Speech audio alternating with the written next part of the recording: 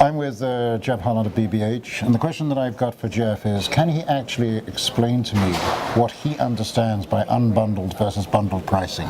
Sure, John. I don't think there's any common definition of unbundled or bundled pricing, but I think convention up until now has been a combination of an asset-based charge and a transaction charge as a primarily bundled charge, where you've got a certain amount of the value derived through an asset-based charge and some volume associated with your transaction charge. I think what folks today in our NeMa conference were talking about was with reference to the fact, well, will we see other charges emerge? Will there be a more transactional based or itemized charges associated principally with a compliance, risk, tax type items? And so there was discussion about whether or not we would have prices going up or prices going down, and a number of people said the same. And I think the reality is we will see headline asset-based fees and transaction fees continue to come down, while in turn we will see some new charges come in for things like tax, regulation, compliance. And so that's sort of, our view of the general direction in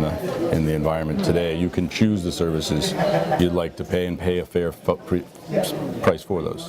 When you talk about tax, risk rate related and other charges, do you expect them to be transaction based as and when an incident arrives and therefore relatively unknown, or would you expect them to be rebundled effectively?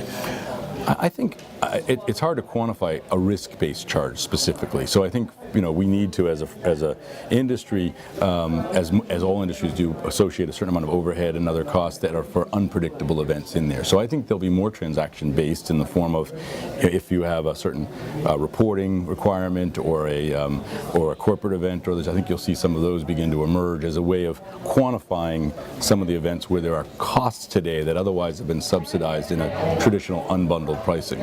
I know that I've often said that fees over the last 2 decades have come down by between 6 and 8% per annum compound. A lot of the people here at NeMa believe that unbundled charges are going to mean more fees for a given portfolio. Is that something you would subscribe to, or do you believe that the long-term trend in overall fees is still going to go down? I actually answered the question today. I thought it would stay about the same. I do think we continue to see scale in the business that allows for growth. I think you will find that by market things may change. Emerging markets, I think, may see greater fee reductions, while some of the developed markets will more likely to stay the same, or perhaps even go up slightly as you see the demographics change, as we talked about. So I think on the whole you'll see perhaps new fee for what I would call new services, but I think on the whole you'll see fees come down or stay about the same. We did mention quite often during the sessions in NeMa, we mentioned about risk profile changing and possibly more risk being taken on across the industry. Do you believe that risk will become, or risk absorption will become, a differentiator among service providers? I think, as always in this industry, there'll be those who will say they'll take on that risk. How it is actually contracted and what actually happens depending on the size of the incident, I think will always be argued in the courts. So I do believe there will be a perception that more risk is taken on. I think there'll actually be some additional risk allocated by the changes in the regulation. And I think some of that's appropriate.